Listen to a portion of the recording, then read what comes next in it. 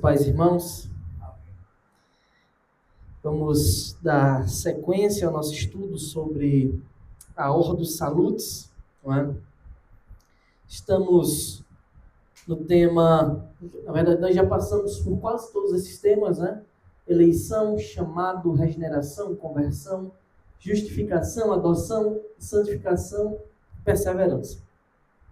Então estamos ainda em perseverança, que é um tema extremamente importante da fé cristã, tá?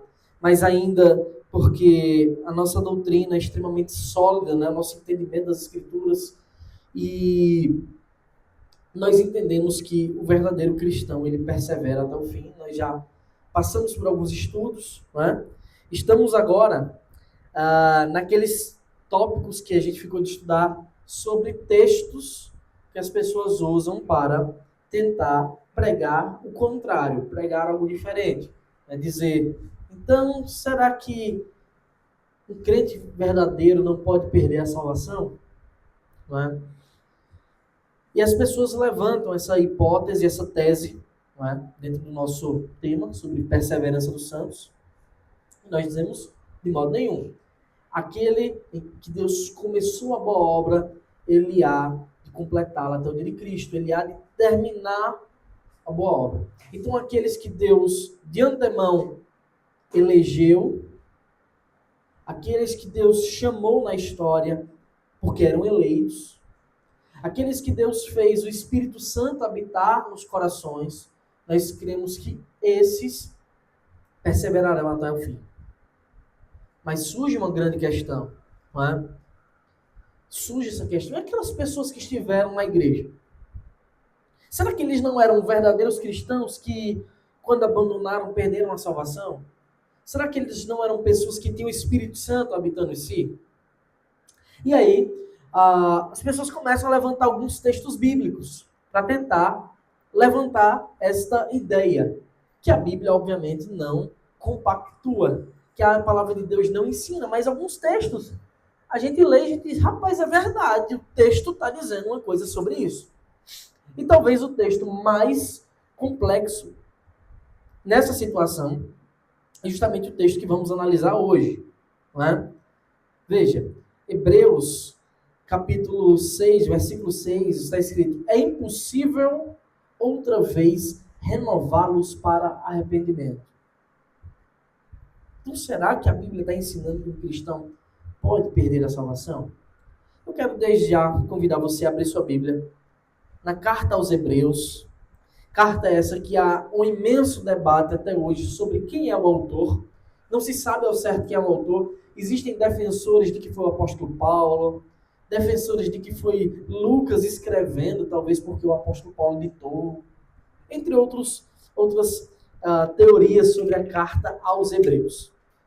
Mas vamos ler o que o nosso texto diz para verificar se é isso mesmo que a palavra nos ensina. Então, os arminianos, quando querem levantar a hipótese para tentar quebrar com o calvinismo, né, tentar quebrar a estrutura sólida do calvinismo, eles levantam esse texto, dizendo, olha, esse negócio não é bem assim não. Dá para mudar a história no meio do caminho, porque dá para pessoas perderem a salvação. E eles levantam esse texto. Tá? É um texto que eu já falei em outros momentos. Hoje nós vamos ver outras perspectivas sobre esse texto. Tá? Mas eu já lidei com eles aqui com os irmãos em outros momentos, outros estudos. Então, Hebreus capítulo 6, a partir do versículo 1 até o versículo 6, eu peço que você acompanhe comigo em sua Bíblia, ou aqui eu acho que na Bíblia é mais fácil de manter a concentração. A palavra de Deus diz assim, por isso, deixando os princípios elementares da doutrina de Cristo, avancemos para o que é perfeito, não lançando de novo a base do arrependimento de obras mortas e da fé em Deus.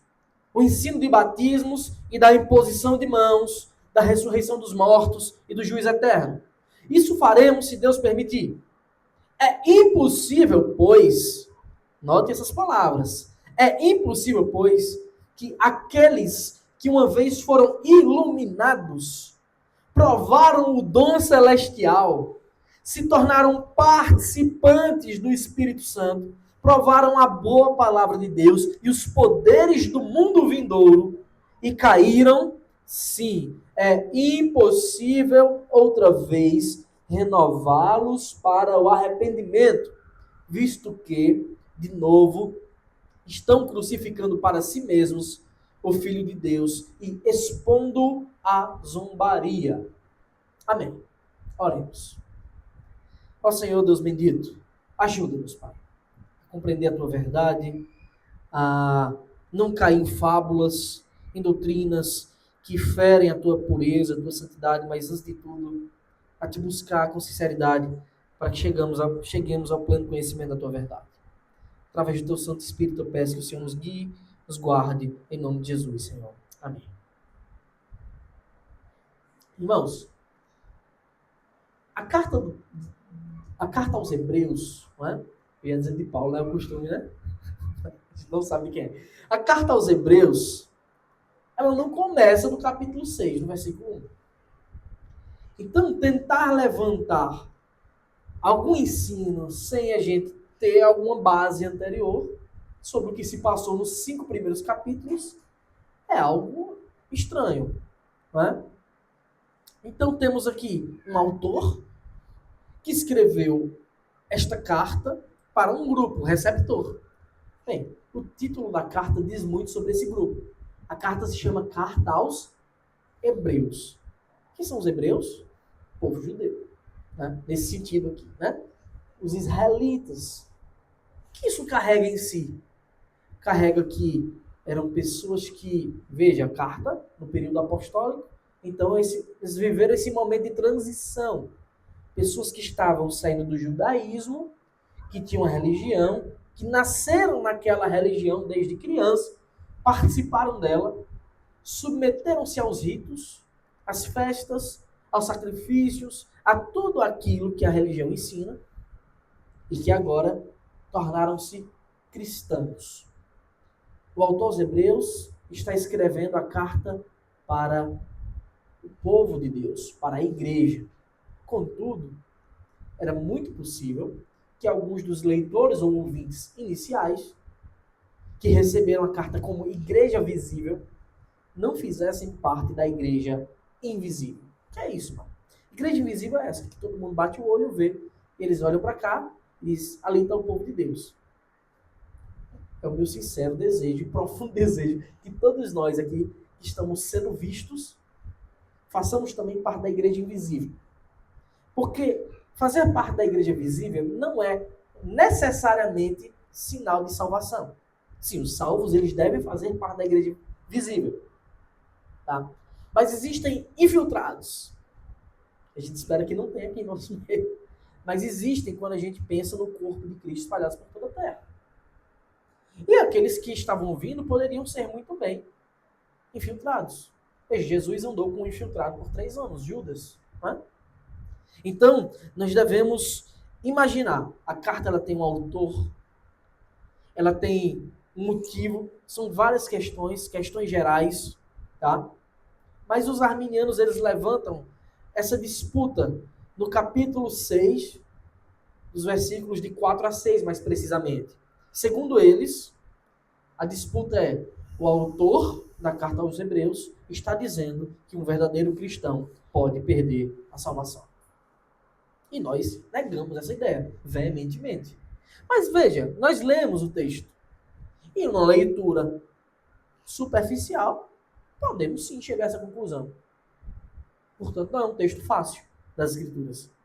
Não é um texto simples. Agora, a grande questão é, será que o autor aos Hebreus, isso é uma pergunta, irmãos, que devemos fazer em absolutamente todos os textos das Escrituras, quando vamos interpretar. O que o autor está intencionando? Por exemplo, com a graça de Deus, e eu vou repetir isso no domingo, porque não está todo mundo aqui. Domingo, o texto que eu tenho para pregar é talvez o texto mais difícil, ou um dos mais difíceis do Novo Testamento. É uma parábola extremamente difícil, que é a parábola do administrador infiel. Muito difícil de interpretar. E boa parte da dificuldade se dá porque a gente se apega às palavras E a gente cria em nossa mente verdades, porque algumas palavras elas representam na nossa mente algumas verdades, e a gente esquece da intenção daquele que escreve ou daquele que está dizendo. No caso daquele, é Cristo, que está falando uma coisa para discípulos e fariseus. Aqui temos um autor escrevendo para um povo que tinha se convertido do judaísmo para o cristianismo e que agora, nós veremos isso no seu contexto, estava padecendo uma perseguição. Não temos como dizer um nível, mas aparentemente era uma perseguição árdua. Não tão severa como outras, mas ainda assim difícil. E essas pessoas agora estão sendo exortadas para não abandonar a fé.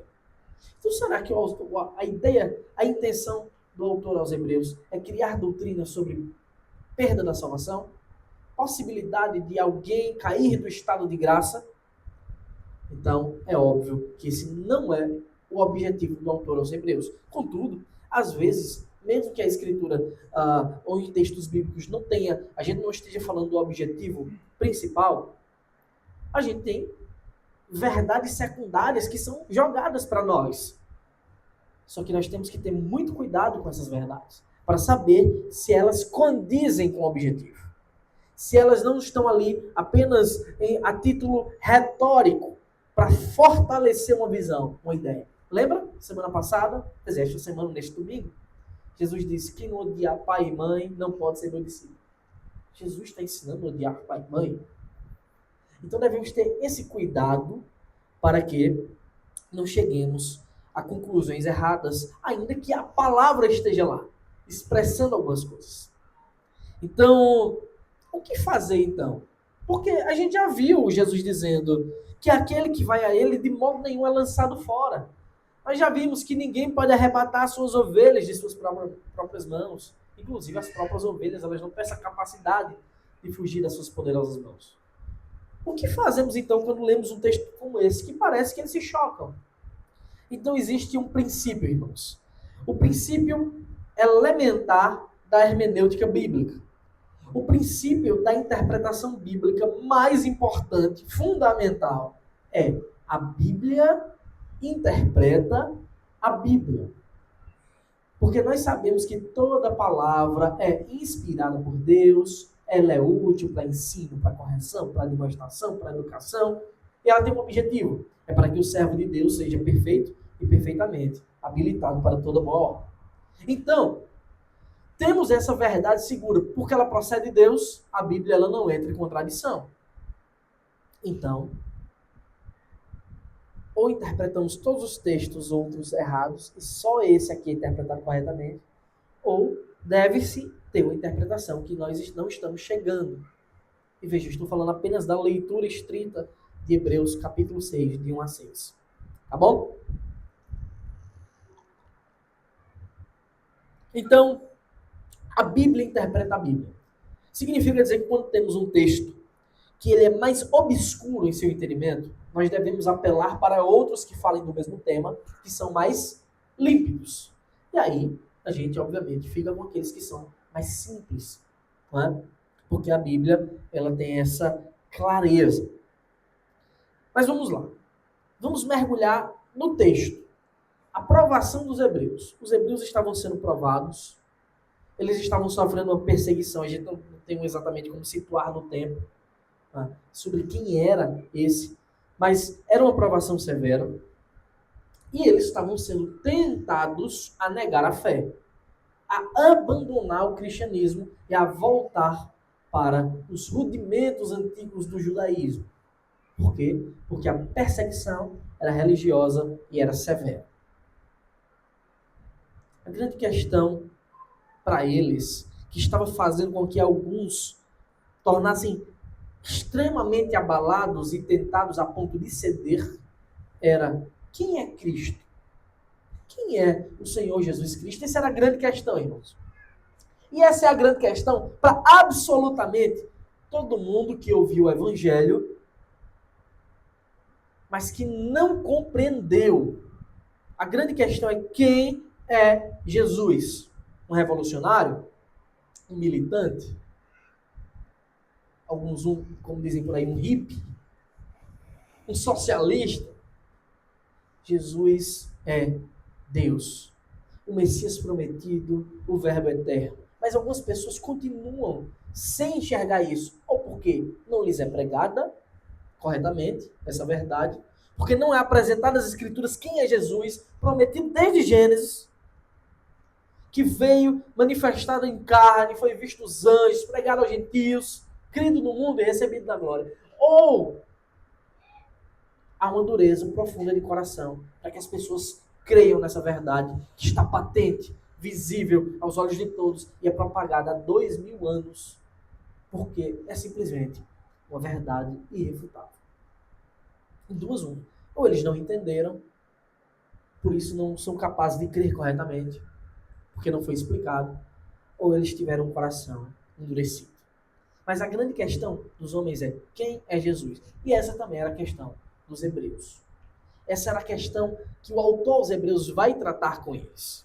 Mas lembre, eu disse que havia um medo de perseguição. A carta fala sobre isso? Fala. A carta deixa bem claro. Primeiro, no capítulo 3, versículo 12, tem uma recomendação do autor, diz assim: tenham cuidado, irmãos, para que nenhum de vocês tenha um coração mau e descrente que se afaste do Deus vivo. Mário, por que esse coração mau e descrente se afastaria do Deus vivo? Então, somente por nada? Algumas pessoas são assim, por nada. Mas outras são levadas pelos motivos externos a ela a fazerem isso. Observe, já no capítulo 10, versículo 32 a 39, a palavra de Deus diz assim: lembrem-se dos dias passados. Veja, o autor aos Hebreus está animando eles. Lembrem-se de quando vocês conheceram a Cristo, de como teve um ânimo no coração de vocês. Lembrem-se dos dias passados, quando depois que foram iluminados, quem é que tem esse papel de iluminar? A palavra. Depois que foram iluminados, vocês sustentaram grande luta e sofrimento. Ou seja, eles já tinham, em um certo momento, no momento da conversão, passado por alguma provação grande. Não foi a provação de um indivíduo, foi a provação de um grupo. A forma como está sendo escrita é que o povo ali reunido, aquela igreja, eles tinham passado por uma provação grande já. E eles suportaram isso. Olha, versículo 33, o que é dito: em certo momento vocês foram transformados em espetáculo, tanto para serem insultados, quanto para serem maltratados. Em outros, vocês se tornaram coparticipantes, ou seja, participaram juntos com aqueles que foram tratados assim. Veja, a perseguição que eles sofreram não foi bobagem. Eles se tornaram espetáculo. O que é isso, irmão? Espetáculo. Pegando aquela visão dos romanos, que provavelmente não existia Coliseu aqui, tá? Ainda. Há uma possibilidade de não existir. Mas existiam esses espetáculos já, onde as pessoas tinham seus teatros. Aqui o espetáculo era ver cristãos sofrendo. Eles foram colocados nessa posição, aos olhos de todos, para sofrer como espetáculo. Alguns passaram por isso diretamente sendo maltratados, outros participaram juntos, ou seja, sofreram com os irmãos que passaram por isso. Porque vocês não apenas se compadeceram dos encarcerados. Olha, houveram prisões aqui. Eles foram encarcerados alguns, mas também aceitaram com alegria a expoliação dos seus bens. Irmãos, essas pessoas foram roubadas. Elas perderam os seus bens, os seus direitos, porque começaram a seguir a Cristo. Vocês estão observando o nível da perseguição que é descrito lá no capítulo 10? Tudo começa com animação. Lembrem-se dos dias passados, quando vocês passaram por tudo isso. Vocês aceitaram com alegria a expoliação dos seus bens, porque sabiam que tinham um patrimônio superior e durável. Aquele ânimo inicial da conversão, eles olhavam para a eternidade e diziam: eu tenho a eternidade com Cristo. Portanto, não percam a confiança de vocês, porque ela tem grande recompensa. Confiança, irmãos, é um dos adjetivos que nós usamos para definir fé. É confiança, eu vou usar mais na frente. Vocês precisam perseverar. Olha a necessidade baseada na fé, que é a confiança em Deus, para que, havendo feito a vontade de Deus, alcancem a promessa. Mantenham-se firmes. E aí ele cita, observe, as aspas, cita a promessa. Porque ainda dentro de pouco tempo, aquele que vem virá e não irá demorar. É a promessa da vinda de Cristo, da vindicação de quando Jesus ia reclamar para si os seus e livrar de toda dor. Mas o meu justo, ele continua, viverá pela fé. E se retroceder dele, a minha alma não se agradará. Então ele cita isso. Aí os autores hebreus continuam dizendo, nós, porém, não somos dos que retrocedem para a perdição, mas somos da fé para a preservação da alma. É uma mensagem de ânimo para um povo que estava sofrendo. Mas observe, quando ele anima eles, o autor anima os hebreus, eles lembram daquela provação que vocês passaram? Ou seja, eles já tinham passado por uma provação. Imagine um lapso temporal e agora eles passando por outra provação. Tem gente que aguenta, se estiverem alicerçados em Cristo. Mas se depois do tempo começaram a vacilar, naquele tempo era tudo muito estrondoso, muito volátil ao mesmo tempo, as coisas aconteciam e aconteciam. Se passaram a vacilar, o que acontece? Alguns não aguentariam a segunda leva de perseguição. A perseguição é dura, a perseguição dói. A gente fala, a gente olha e diz, os irmãos foram heróis, sofreram por Cristo. Perseguição é dura. Tem gente que abandona a fé. Tem gente que desiste porque dói. Por que eu estou dizendo isso? Porque talvez a gente fale e na cabeça de vocês é perseguição. Eu quero que vocês pensem, irmãos, em você mesmo, sendo perseguido, tendo seus bens roubados, sendo feito de espetáculo público. Imagine você, na Luiz Nogueira, na praça, diante de todo mundo, apanhando, porque você é um cristão. E todos assim, ó, rindo, apontando, aplaudindo para sua cara. Perdendo tudo. Ou melhor, pense nos seus pais sofrendo e você impotente sem fazer nada. Ou pense naqueles que têm, nos seus filhos. Porque muitos tiveram filhos assassinados pelos seus próprios. Nega Cristo ou eu mato. Vocês estão lidando com perseguição como se fosse fábula. É por isso que não interpretam os textos errados. É por isso que não entendem o peso errado. Você consegue pensar no seu filhinho? Com faca no pescoço? E alguém dizendo, negue a Cristo ou mato ele. O que é que você falaria? O que é que você falaria? Perseguição não é brincadeira. Não acabou não. Tem irmãos nossos passando por isso hoje. Essas pessoas passaram por isso. Possivelmente tiveram um momento de paz, um momento de alívio. E agora estava numa perseguição de novo, voltando. O que essas pessoas pensam? É pesado demais. É duro demais. É insuportável. Você precisa compreender, aprofundar essas verdades. E aí você vai entender quando o autor aos Hebreus começa a animar. E o ânimo deles era, vocês já suportaram isso antes. Vocês não são dos que retrocedem. Cristo está voltando. Ele vai vindicar vocês. Ele vai salvá-los. Vocês não podem retroceder agora. Nós não somos dos que retrocedem. A gente é daqueles que avança. Porque ele tem uma recompensa para nós dos céus.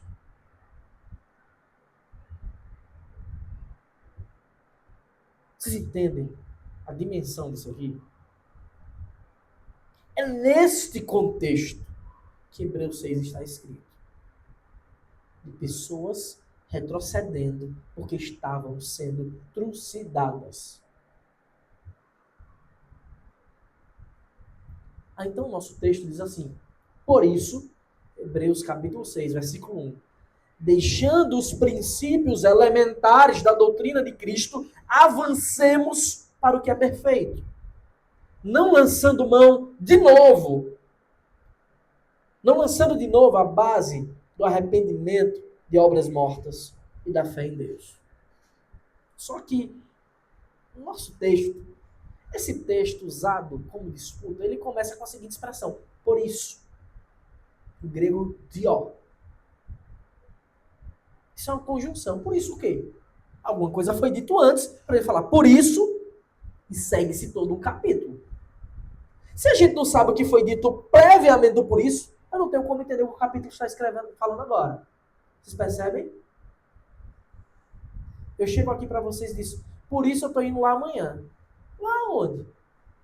Por quê? Por qual motivo? A gente precisa saber. Senão a gente fica descontextualizado. E descontextualizado, eu leio o texto e invento o que eu quiser sobre o texto. Vocês podem ficar à vontade de perguntar, tá, irmãos? Então, como toda passagem ela começa assim, é impossível a gente ter uma noção do significado exato se a gente não descobrir o que é que vem antes do por isso. Eles estavam sofrendo pelo nome de Cristo, porque eram cristãos, porque tinham crido no Salvador, encarcerados, espoliados, feitos de espetáculo diante de todos. E eu disse a vocês, boa parte da questão é porque eles estavam sofrendo por Cristo, sem saber por completo quem Cristo era. E essa, infelizmente, é uma realidade da Igreja de Cristo hoje. Boa parte dos membros da Igreja Visível seguem a Cristo sem conhecer a Cristo. Mas conhece, eles falam, Jesus é o Salvador que veio. Será que conhecem mesmo? Profundamente quem é Cristo? Que é um só com o Pai? Que é o mesmo Criador que sustenta todas as coisas? Será que entende que Jesus é absoluto, perfeito, infalível, majestoso, que governa, que ordena ao próprio Satanás e Satanás lhe obedece? Que não falha, que não pode melhorar porque ele já é perfeito? Conhecer a Deus. Esse é um tema também relacionado à nossa escola bíblica desta semana. Conhecer a Deus em sua revelação plena é fundamental. Só conhece a Deus quem conhece a Cristo. Porque está escrito que Ele é a imagem do Deus invisível. Em outras palavras, Jesus é a exegese de Deus. Ele é a explicação de quem é Deus. Olha para Cristo, descobre quem é o Pai. Só que o texto começa com por isso. E eu disse, a dificuldade deles era de saber de fato quem era Cristo. Mas você lembra, eles eram hebreus. Eles tinham toda aquela carga da lei. Eles conheciam o Pentateuco. Pentateuco que você não gosta de ler. Que está cheio de textos gigantescos sobre lei e sobre ordenação. E você odeia. Eles conheciam de cor. E é sobre isso que é dito no capítulo 5. Está bem assim.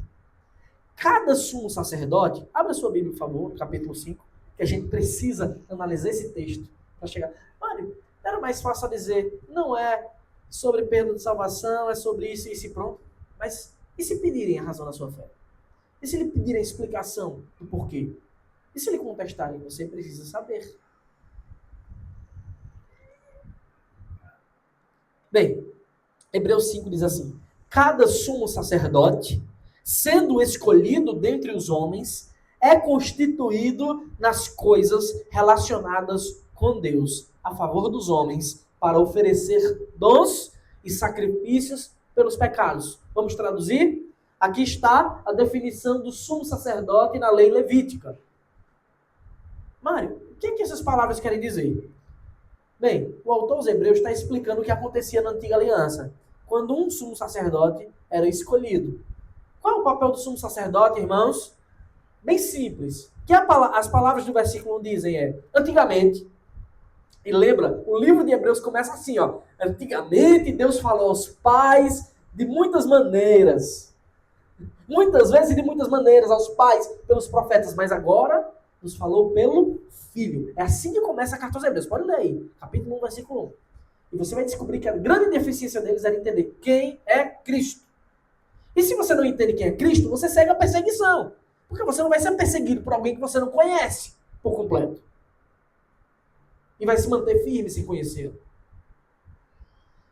Então o autor aos Hebreus começa dizendo assim, antigamente o sumo sacerdote era escolhido dentre os homens, que um bocado de homem era escolhido, e ele era constituído nas coisas relacionadas com Deus a favor dos homens.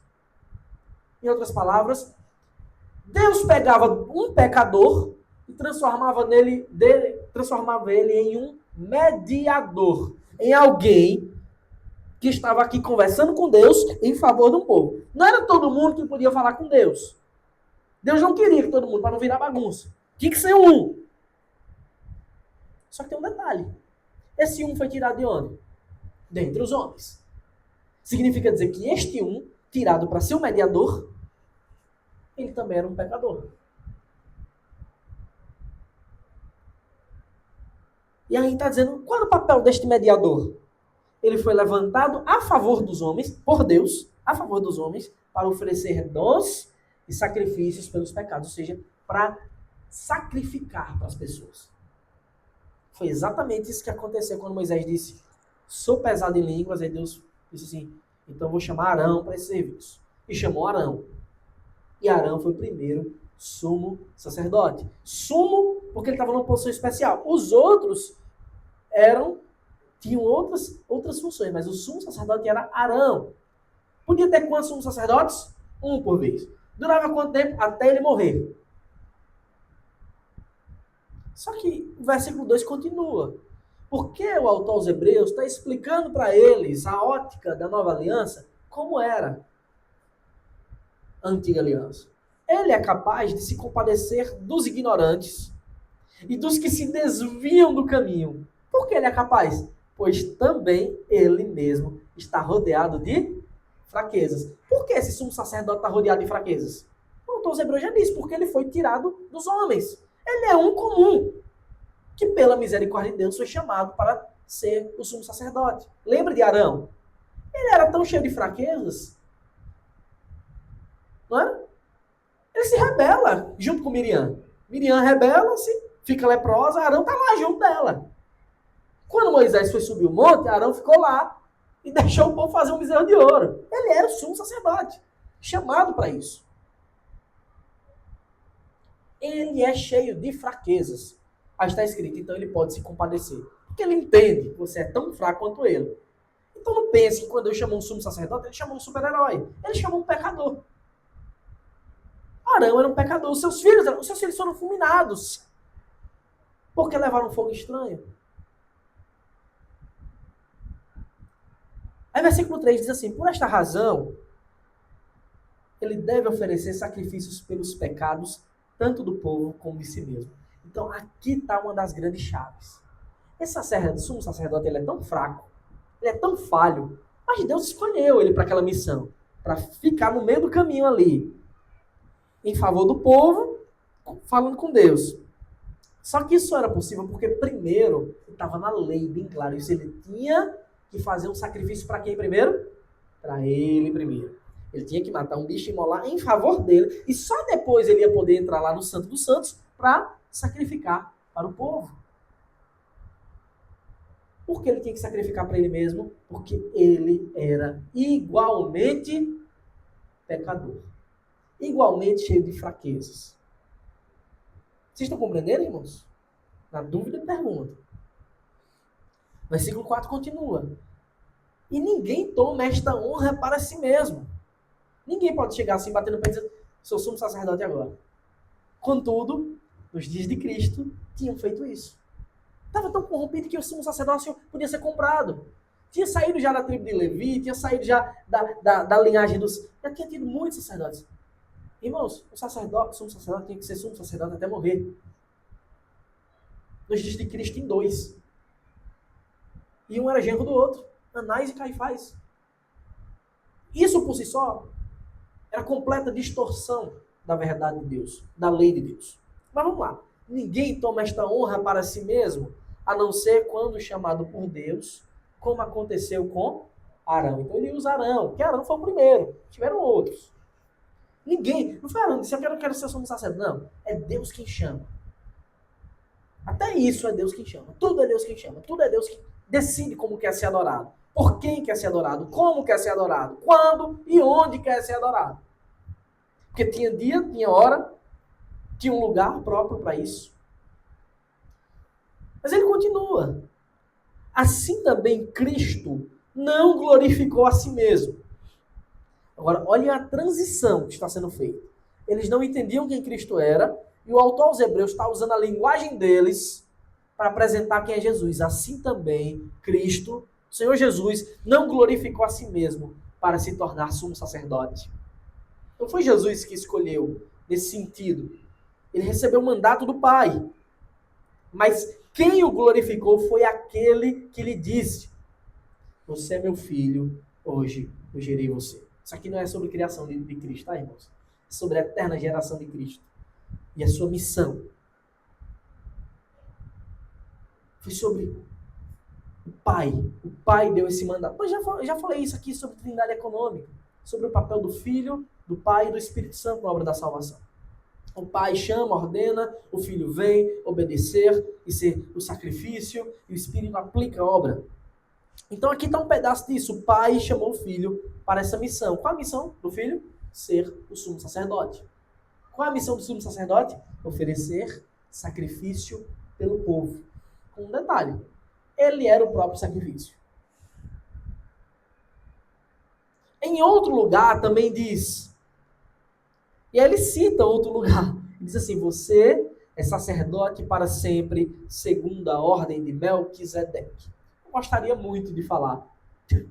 Vou usar a mesma desculpa do autor aos Hebreus, que em outro momento disse: tem muita coisa para dizer, mas pouco tempo para falar.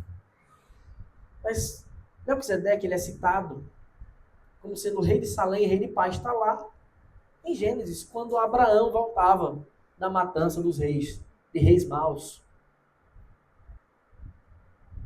E é dito que Abraão dizimou tudo que tinha para Melquisedeque.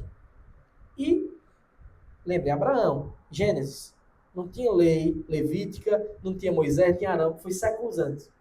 Antes do povo se tornar escravo no Egito. Ou seja, muito mais de 400, 500 anos de Moisés. Antes de Moisés.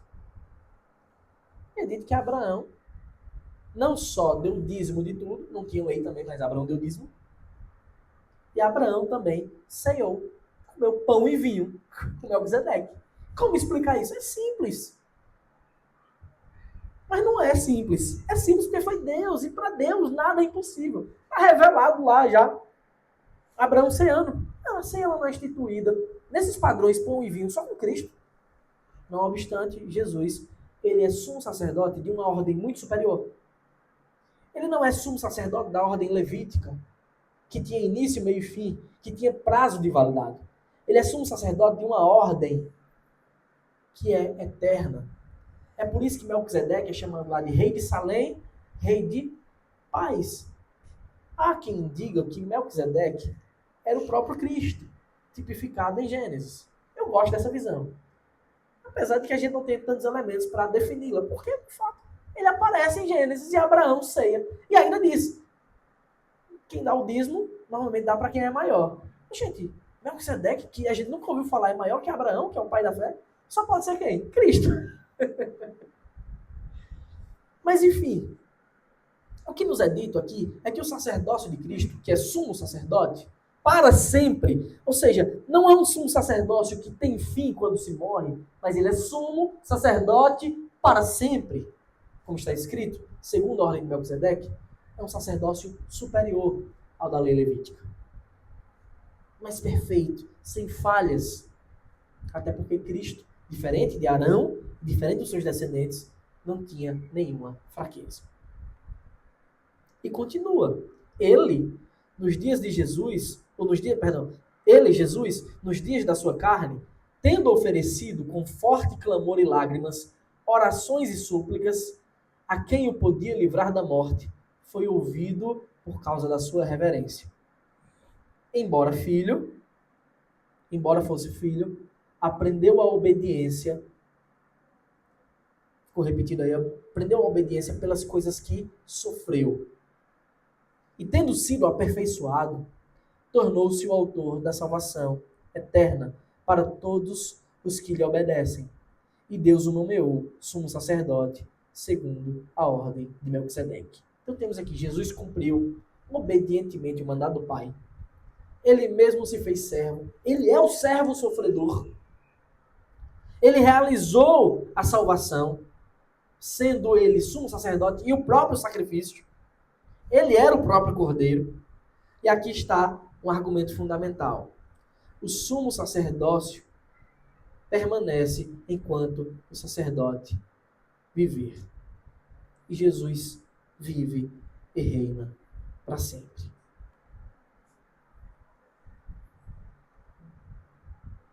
E Jesus vive e reina para sempre. Então, esse texto, irmãos, de Hebreus, capítulo 5, ele é fundamental porque ele fala justamente da natureza de Cristo.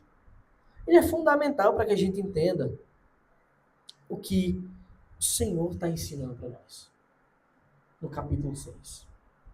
Para que a gente não fique com nenhuma dúvida sobre o conteúdo. Ele está falando sobre a natureza de Cristo. A grande dificuldade daquele povo. Como você sofre por alguém que você não conhece a natureza. Mas o versículo 11 continua. A esse respeito, sobre Melquisedeque, temos muitas coisas a dizer. Coisas difíceis de explicar. Ele vai explicar porque é difícil de explicar. Porque vocês ficaram com preguiça de ouvir. Não é tão difícil assim, mas como vocês ficaram com preguiça de ouvir, como vocês deveriam ter progredido na fé, mas não progrediram, tudo fica difícil. E ele diz, olha a exortação, pois quando já deviam ser mestres, levando em conta o tempo decorrido, eles não eram neófitos, não eram recém-convertidos. Eram pessoas que tiveram tempo de aprender. Vocês têm novamente necessidade de alguém que lhes ensine quais são os princípios elementares dos oráculos de Deus. Ou seja, vocês estão com necessidade que alguém explique o beabá da Bíblia para vocês. Passaram a ter necessidade de leite e não de alimento sólido. Quem é que toma leitinho, irmãos? É um bebê. É um bebê. Só que eles já deveriam ser mestres. Observe. Esta fraqueza foi porque eles se tornaram tardios em ouvir, relapsos, preguiçosos, não se fortaleceram na palavra. A Bíblia tem dezenas ou mais exortações sobre progrida na graça e no conhecimento. Busque conhecer mais. Oséias, né? Meu povo perece porque lhe falta o conhecimento. O tempo todo, cresça na graça e no conhecimento. Avance, cresça cada vez mais na fé. A Bíblia está o tempo todo falando isso. O que acontece com as pessoas que não obedecem esse chamado?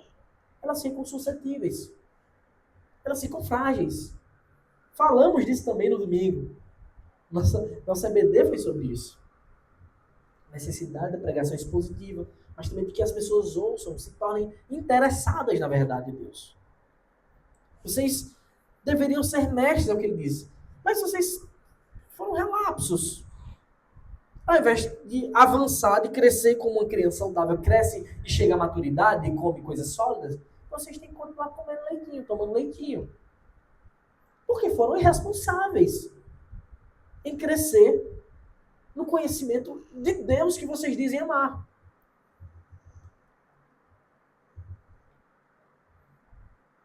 Vocês compreendem a importância disso?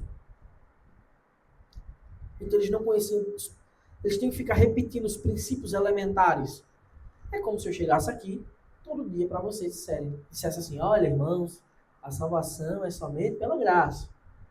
Você não pode comprar a salvação. Aí no outro dia, você é incapaz de salvar por si mesmo. Você precisa de Deus. Aí no outro dia a mesma coisa. Mas isso tinha que ser dito para as pessoas porque eles estavam sendo relapsos. Eles estavam sendo tardios em ouvir. Então o autor aos Hebreus continua dizendo, ora, todo aquele que se alimenta de leite é inexperiente na palavra da justiça. Peraí, lá na frente ele diz que eles experimentaram perseguição. Eles tinham experimentado a perseguição. Mas no que diz respeito à palavra, ao conhecimento que eles deveriam ter de Deus, eles eram inexperientes. Eles já tinham se tornado experientes em sofrer. E isso não tinha levado eles a se tocar na importância de conhecer mais, para estarem mais firmes. Ora, todo aquele que se alimenta de leite é inexperiente na palavra da justiça, porque é criança. Mas o alimento sólido é para os adultos, para aqueles que, pela prática da palavra, obviamente, têm as suas faculdades exercitadas para discernir não somente o bem, mas também o mal. Olha, alguém que se alimenta de comida sólida, ele é capaz de discernir o bem e o mal, o certo e errado. Ele é capaz de olhar para a situação e avaliar segundo a palavra de Deus, não segundo achismos, não segundo emoções, não segundo a ótica do mundo, mas segundo a palavra de Deus. Vocês conseguem, irmãos, perceber a importância disso?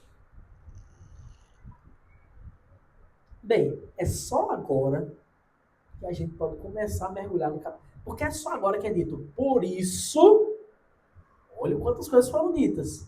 Ele explicou quem era o sacerdócio antigo, quem Jesus era, e que eles, por se tornarem relapsos, não tinham percebido que havia uma diferença entre os sumos sacerdotes da lei levítica para os sumos sacerdotes de Cristo, que era não da ordem levítica, mas da ordem de Melquisedeque.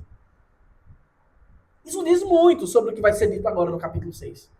Porque me parece que eles estavam tratando Jesus como Messias, mas talvez não como Deus. Talvez como mais um sumo sacerdote, que queria purificar tudo, que queria purificar o templo, mas que não necessariamente era o próprio sacrifício. Vocês estão percebendo? Como esse entendimento errado sobre quem Cristo era, o rei de Salém, o rei de paz, como seu sumo sacerdócio é eterno, como ele vive para sempre. Portanto, seu sumo sacerdócio não tem fim, porque o sumo sacerdote é enquanto viver e ele vive para sempre. Como eles estavam sem entender isso, é só agora que veio. Por isso, é necessário que vocês deixem os princípios elementares da doutrina de Cristo. Não é abandonar, mas é deixar de ficar repetindo o básico. Vocês precisam progredir. E é muito interessante, porque ele diz assim, por isso, deixando os princípios elementares da doutrina de Cristo, avancemos para o que é perfeito. Importante, irmãos, que vocês entendam isso. A doutrina de Cristo aqui que ele está falando são verdades do judaísmo. Como assim? É de Cristo ou do judaísmo? Quem é o Deus dos judeus? Quem foi o Deus que escreveu a lei levítica? Foi o nosso Senhor, irmãos. Cristo é Deus. Ele é um com o Pai, um com o Espírito Santo. É um só Deus, que subsiste em três pessoas distintas. Portanto, a lei levítica ela não era menos de Cristo. Era de Cristo. Só que ela tinha dia para acabar. Mas a lei levítica também tinha princípios. O judaísmo tinha princípios que permaneceram. E eles estavam firmados nesses princípios que permaneceram. Porém, somente nesses princípios. Eles não avançaram. Observe as coisas que são ditas. Por isso, deixando os princípios elementares da doutrina de Cristo, ou seja, ele não está fazendo uma ruptura dizendo aquilo não é de Cristo e agora é de Cristo. Tudo é de Cristo. Mas vocês precisam progredir. Avancemos para o que é perfeito. Não lançando de novo a base do arrependimento de obras mortas e da fé em Deus. Então, o que é perfeito é Cristo. Eles precisam conhecer Cristo. O que é o arrependimento de obras mortas? É bem simples, irmãos. Obras mortas são pecados. Obras mortas. Obras que vêm da natureza caída. Eles tinham que se arrepender. Arrependimento de obra morta é coisa do cristianismo apenas? Não. Já era pregado no judaísmo. Não obstante, eles tinham que sacrificar o tempo todo, porque eles pecavam. Era o reconhecimento de que eles tinham praticado obras mortas, pecado, portanto, necessitavam se arrepender. Quantos textos nós não temos aqui de Davi, dizendo que ele está arrependido das suas obras más? Salmo 32, Salmo 51. E como ele sofreu e padeceu por isso. E tantos outros pecados que a gente vê nas escrituras de servos de Deus se arrependendo. Eles já carregavam isso do judaísmo. Eles já sabiam que tinha que se arrepender. Isso é elementar, isso é básico, é coisa que você aprende no primeiro dia que você ouve o evangelho. Ou você se arrepende ou você vai ser condenado.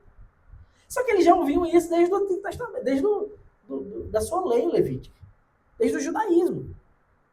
Fé em Deus é uma coisa do cristianismo? Não. Aquele povo já tinha fé em Deus. O Messias ainda não tinha vindo, mas eles acreditavam que Deus ia enviar, que Deus era o Deus de Israel. Isso era fé. No capítulo 11 de Hebreus, ele vai falar de todos os servos de Deus do Antigo Testamento, vários deles dizendo, pela fé, eles fizeram isso, pela fé. Então a fé não é uma coisa nova do cristianismo. Já era do povo de Deus da antiga aliança. Só que eles precisavam entender que tinha uma transição agora para a nova aliança. E eles tinham ficado parados. Então, o autor aos Hebreus vai mais. Vocês precisam parar com isso. O ensino de batismos e da imposição de mãos, da ressurreição dos mortos e do juízo eterno, que é batismos. Aqui não é um batismo cristão. Inclusive a palavra grega é baptismas. A palavra usada aqui está baptismos. Ou seja, está no plural. Aponta para aqueles rituais de purificação que a gente já falou aqui. Mas a palavra para batismo, no sentido do batismo cristão, é baptisma. É parecido, mas não é a mesma coisa. Então, ele está falando aqui, daqueles rituais todos ainda que eles tinham carregado. Indica que muitos deles, por se tornarem preguiçosos no aprender, não tinham ainda se desligado por completo de tradições antigas. Imposição de mãos. A gente sabe quando vai ordenar alguém, quando vai orar por alguém, né? Impõe as mãos. Mas não, qual era o cristianismo? Já existia no judaísmo a imposição de mãos. Para atos também de consagração e de ordenação na antiga aliança. Ressurreição dos mortos não é uma coisa que é pregada só no cristianismo. Quando eu falei cristianismo é na nova aliança, tá, irmãos? Estou fazendo a transição entre antiga e nova. Não como se fossem coisas diferentes, mas a transição. Eles já acreditavam. Vocês não lembram da divergência que havia entre fariseus e saduceus? Fariseus acreditavam na ressurreição. Saduceus hereges, nesse aspecto, não acreditavam. Então, não era uma coisa nova para o judaísmo. O juízo eterno está ligado, né? As duas coisas andam em conjunto. Ressurreição e juízo eterno. Eles já também acreditavam nisso. O que é que acontece? Eles tinham se convertido ao cristianismo, mas eles não tinham progredido para além do que eles já conheciam. Por que eles não tinham progredido? Porque a visão deles de quem era Jesus estava errada. É por isso que o autor aos Hebreus passa um bom tempo explicando: Jesus não é um sacerdote comum. Ele não substituiu Anás e Caifás. Ele é o sumo sacerdote para sempre. Ele não veio fazer um sacrifício. Ele é o sacrifício. Então, o autor aos Hebreus, ele não diz, está tudo errado. Ele diz, não, isso faremos. A gente vai continuar ensinando isso se Deus permitir. Não é para vocês esquecerem, mas é para que vocês devam progredir. Então, essas bases do judaísmo, elas tinham significado no cristianismo. Só que elas necessitavam ser lapidadas para que eles progredissem. Só que eles tinham se tornado tardios em ouvir. Haviam questões cruciais que eram deixadas de lado por causa da preguiça deles. Era um interesse do autor progredir nessas questões já postas, mas havia uma urgência em outras. Havia uma urgência. Eles deveriam, por causa da perseguição. E uma das urgências é: vocês têm que perseverar na fé. Só que isso só é possível se vocês entenderem quem é Cristo. Se Jesus for apenas mais um nome, vocês não vão perseverar na fé, vocês vão abandonar. E aí, veja, depois de dizer isso tudo, ele diz assim: é impossível que aqueles que uma vez foram iluminados, o que é iluminados? Eles saíram do judaísmo, tornaram-se cristãos, provaram o dom celestial, se tornaram participantes do Espírito Santo, provaram a boa palavra de Deus e os poderes do mundo vindouro e caíram. Sim, é impossível outra vez renová-los para o arrependimento, visto que de novo estão crucificando para si mesmos o Filho de Deus, expondo a zombaria. Então, eles foram iluminados. Aqui temos a iluminação e o pecado singular. Por que esse pecado é singular? Porque esse pecado é o pecado da apostasia. Eles foram iluminados por quê? Por causa da palavra de Cristo. tinha chegado a eles, olha, Jesus morreu, Jesus ressuscitou, Jesus foi assunto aos céus. Porém, o entendimento deles de Cristo não era completo. Ele falou aquela lista de coisas ali que eles carregavam do judaísmo e agora ele traz uma nova lista. É a lista de coisas que eles passaram. Só que alguns deles conheciam verdades e por passar por essa nova lista de iluminação, de provar do dom, era para eles terem sido lapidados, mas não foram. E não foram porque foram relutantes em aprender. E quem é relutante em aprender, quando vem a perseguição, não fica.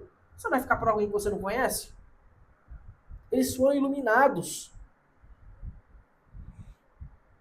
E aqui está o pecado singular, né, que é o pecado da apostasia. Eles foram iluminados. A palavra veio. Que é a palavra? O próprio Cristo, inclusive, é a palavra. Eles foram iluminados. O que é ser iluminado? É alguém que creu. Por um tempo se alegrou na verdade do Evangelho. Alguém que professou fé em Cristo. Só que isso, de modo algum, é uma afirmação de que essas pessoas foram regeneradas pelo Espírito Santo. Porque é possível crer intelectualmente. É possível você explicar as pessoas crerem. Uma coisa é crer, outra coisa é crer para a salvação, com fé, que só pode ser uma obra do Espírito Santo. Jesus já tinha falado isso, quando ele pregou sobre a semente que cai em boa terra, ou sobre a semente que cai em solo rochoso. Alguns caem e germinam ainda porque gostaram, porque acreditaram, verdade, Jesus é bom. Mas depois a gente ouve relatos que a pessoa diz assim também, mas Jesus é bom, mas também a espiritualidade diz que outras coisas são boas também. Que existem outras coisas, outras verdades além dessa.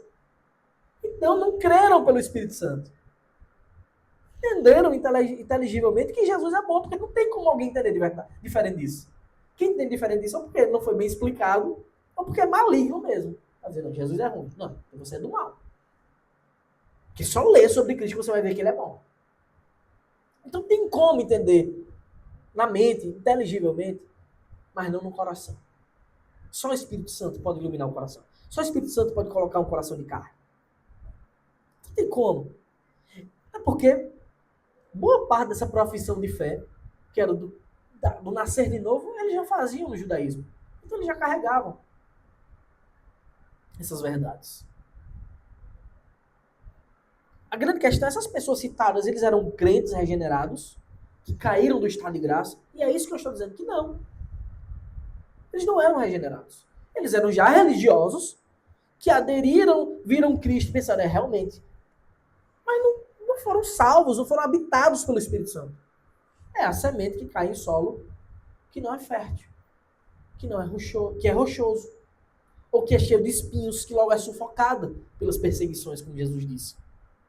Só que o autor vai além na sua lista. Ele diz assim, provaram o dom celestial. A gente lê e pensa, e agora? Eles provaram o dom celestial, então eram crentes de verdade. Porque não tem como um descrente provar o dom celestial, não é verdade?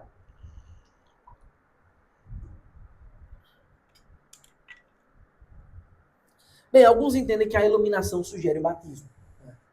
Eles foram iluminados, significa dizer que eles entraram, ingressaram na igreja. Isso acontece por meio do batismo. Se isso é verdade, provar o dom celestial significa participar da comunhão, da ceia. Eles provaram o dom celestial da comunhão. Só que provar o dom celestial é muito mais do que comer o pão e o vinho.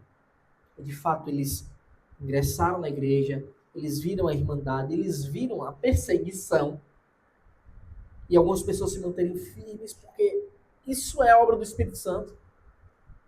Nem todos passaram pela perseguição, né? Para ver que alguns apenas apoiaram. Então eles viram, eles foram abençoados, porque é assim que acontece com alguém que pisa na igreja e que decide viver a vida da igreja, ainda que não seja crente, e ele é abençoado de alguma forma. Anda com gente boa, pelo menos é o que é para acontecer, né, dentro da igreja. Ouve palavras abençoadas, é servido. Então não tem como não ser abençoado. Isso é provar o dom celestial. Isso é provar do amor de Deus tipificado na igreja, no corpo de Cristo. em verdadeira comunhão, o significado de Eucaristia.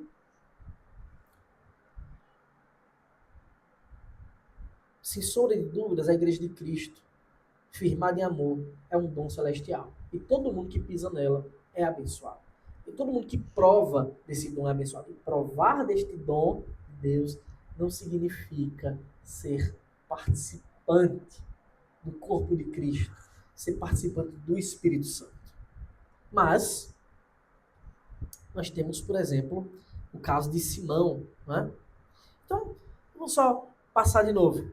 É impossível, pois, que aqueles que uma vez foram iluminados, provaram o dom celestial, ele vai além, se tornaram participantes do Espírito. O que é isso? Pensa, Deus se tornou participante do Espírito, né? É algo muito, muito firme. O que é isso, né? Se tornar participante do Espírito? De fato, receber as bênçãos daqueles que têm o Espírito Santo. E também exercer dons especiais. Significa dizer que teve o Espírito Santo habitando em si? Não, bem. Lembra do caso de Cristo? Do juízo, como Jesus diz lá no Mateus 7? A gente já falou várias vezes aqui. Senhor, Senhor, nós não profetizamos em teu nome, expulsamos demônios, fizemos maravilhas e sinais. Jesus diz o quê? Eu conhecia vocês, mas vocês se desviaram. Eu nunca os conheci. Apartai-vos de mim. Então, ser participante do Espírito Santo, não ter o Espírito Santo habitando em si. Mas é justamente a soma de tudo isso. Ser iluminado, provar a bondade de Deus, o dom celestial. Ser até alvo de bênçãos singulares, de bênçãos extraordinárias, como algumas pessoas são. Lembra de quantas pessoas Jesus curou? E de quantas voltaram para agradecer? É possível provar a bondade de Deus no nível extremo e não ser um verdadeiro cristão.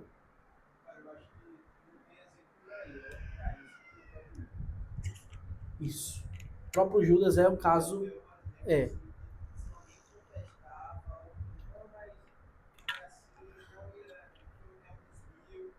Isso. Filho da perdição. Isso. Sempre.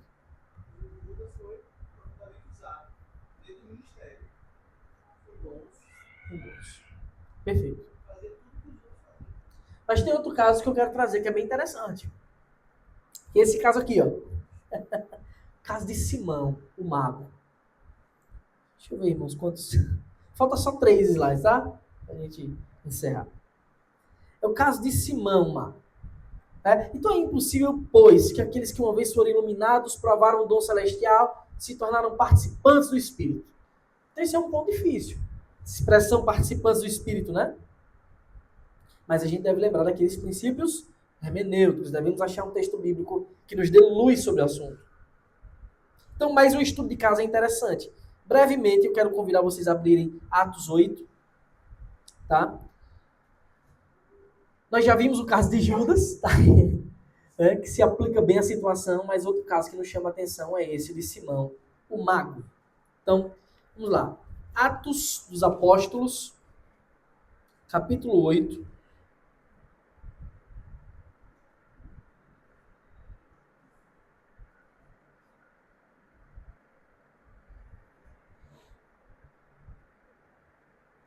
A partir do versículo 9, diz assim: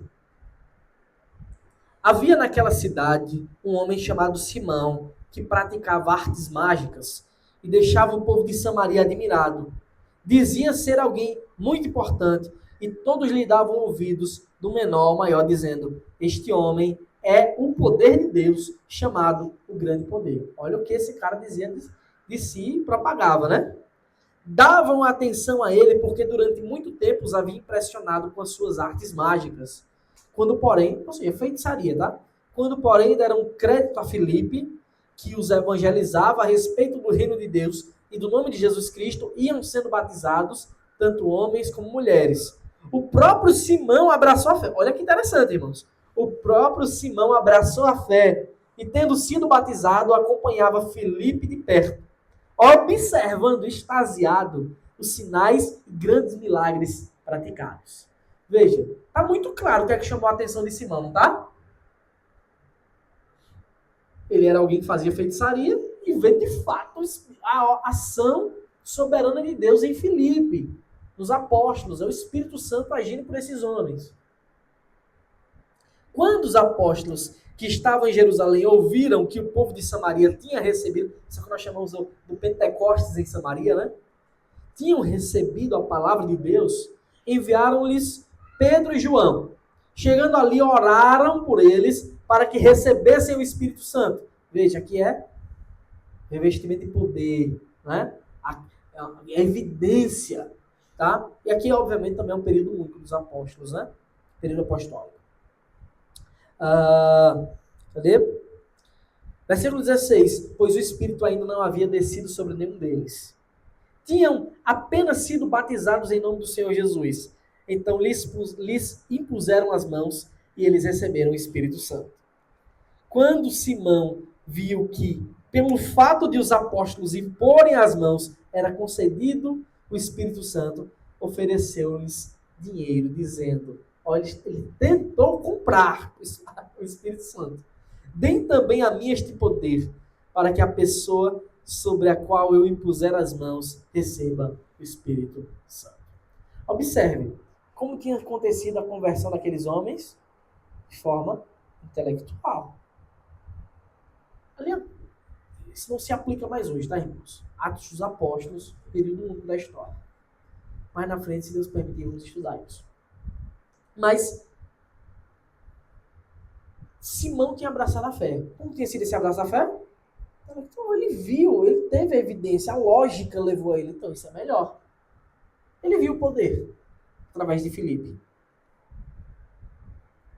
Só que agora ele vê que os apóstolos podiam impor as mãos e dar o Espírito Santo às pessoas. Ele quis o quê? Comprar. Mas Pedro respondeu que o seu dinheiro seja destruído junto com você, pois você pensou que com ele poderia adquirir o dom de Deus. Não existe porção nem parte para você neste ministério, porque o seu coração não é reto diante de Deus. Portanto, arrependa-se desse mal e ore ao Senhor. Talvez ele o perdoe por esse intento do seu coração, pois vejo que você está cheio de inveja e preso em sua maldade.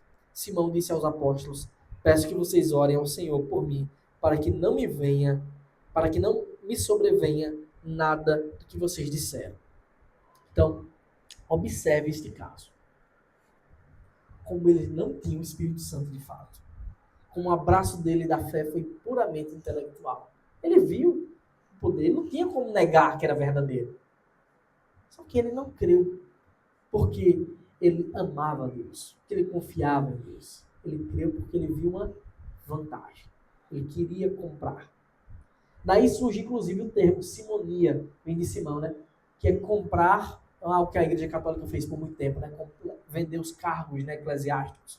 Ficou conhecido na história como simonia, justamente por causa de Simão o Mago. Essa heresia que a Igreja Católica fazia, não só vendendo cargos, dons, mas perdão de pecados, entre outras coisas. Tá? Então ele tinha passado por uma falsa conversão. Era lógica a sua conversão, mas não era verdadeira, não era do coração. Não era uma obra do Espírito Santo. Então não era uma conversão de fato. Não é? Mas ele acreditava. Você acha que Simão ele não acreditava nessas verdades? Acreditou tanto que, morrendo de medo, ele pediu, olhe por mim aí, para que não aconteça essas coisas. Ele se converteu depois disso? Não. Ele só ficou morrendo de medo e foi embora. Entende? Se provaram a boa palavra de Deus e os poderes do mundo vindouro. Mas você lembra que fé verdadeira é confiança e comunhão. Mas fé não é um produto intelectual. Por isso a fé de Simão era falsa. Né? Lembre também das palavras de Jesus, né? Para pessoas que apresentam dons sem serem convertidos, né? De Mateus 7, apartai-vos de mim. Eles provaram, né? Provaram a boa palavra, eles ouviram, eles viram as riquezas do mundo vindouro na convivência da igreja. Porém, como o próprio autor dos Hebreus disse, sem fé, que eles não tinham nem confiança nem comunhão. É impossível agradar a Deus. Então, exercer poderes do mundo vindouro não é sinônimo de verdadeira conversão. Não é? Então, você tem o caso de Judas, você tem o caso de Demas. Eu só lembro de Gabriel, né, que fica triste toda vez que fala de Demas, que amou o presente século. Exercer poderes do mundo vindouro não é, de fato, uma evidência da salvação. Tá? E provar esses poderes também não. Jesus curou muita gente, essas pessoas não voltaram. Inclusive, o próprio Jesus usa isso como um elemento do anticristo, né? Fazer sinais e prodígios para enganar muitas pessoas.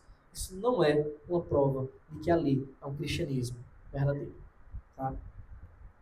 Por fim, é dito, e caíram, sim, é impossível outra vez renová-los para o arrependimento, visto que de novo estão crucificando para si mesmos o Filho de Deus, expondo a zombaria. Então, depois de tantas provas da bondade de Deus revelar a sua multiforme graça na igreja, pela palavra, pelo poder do Espírito, pela comunhão. Se essas pessoas caíram, se isto não foi suficiente para a verdadeira conversão, a verdadeira entrega, absolutamente nada mais desse mundo é. Não tem outro sacrifício de Cristo. Não tem outro sacrifício para eles. Por isso, já não resta mais sacrifício. Entende? Se eles cometeram deliberadamente, claro, você tem a fraqueza por um lado, perseguição do outro. Quem não está firmado vai ficar? Fica não. Fica não. Contudo, jamais confunda isso. Apostasia é uma coisa, esse abandono deliberado, e queda é outra. É possível que um cristão verdadeiro caia, que é o caso de Pedro, que caiu inclusive negando, porém se arrepende profundamente. Outra coisa é o abandono deliberado. Esse é o caso de Judas, que traiu Jesus e vendeu. Não resta mais sacrifício para eles, para quem passa pela apostasia.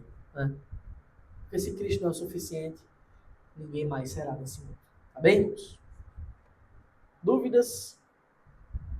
Vocês perceberam que entender o capítulo anterior, toda a passagem é fundamental,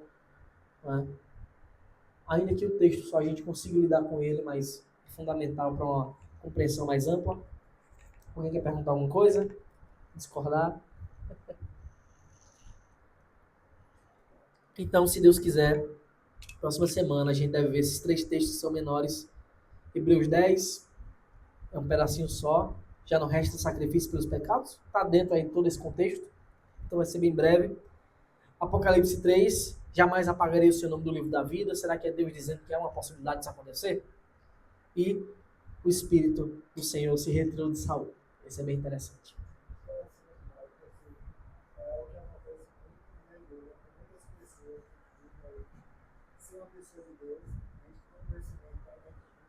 E depois abandona, né? Isso. Se o conhecimento for mais fraco ainda, pior ainda. Se abandona mais rápido, né? E triste. Tá bem? Vamos nos colocar de pé para orar.